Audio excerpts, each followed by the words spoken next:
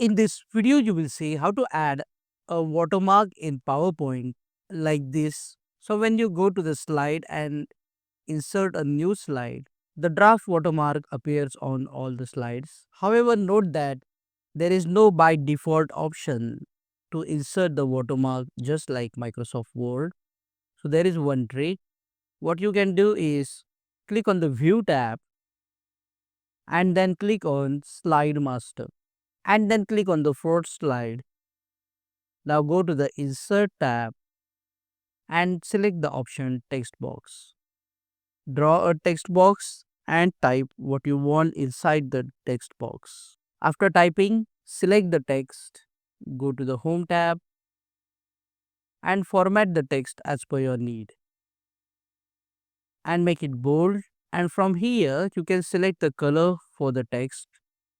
So if you want a faint color, you can go to More Colors and from here you can select the color, then click OK.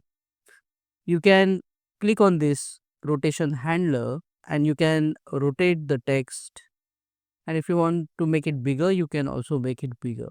If you want this watermark at the center, you can go to the shape format option, alignment, and select align center. So this will align it at the center, and then select the option align middle.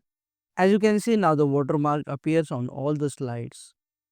Once all this formatting is done, go to the slide master and then click on close master.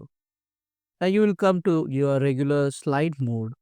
As you can see, we have a draft watermark here, and if I insert a new slide, the watermark still appears on the preceding slides as well. Click on that like button, comment below and let me know if this video solved your problem. And don't forget to check out these useful videos if you want to learn more about PowerPoint quickly. See you again in the next one.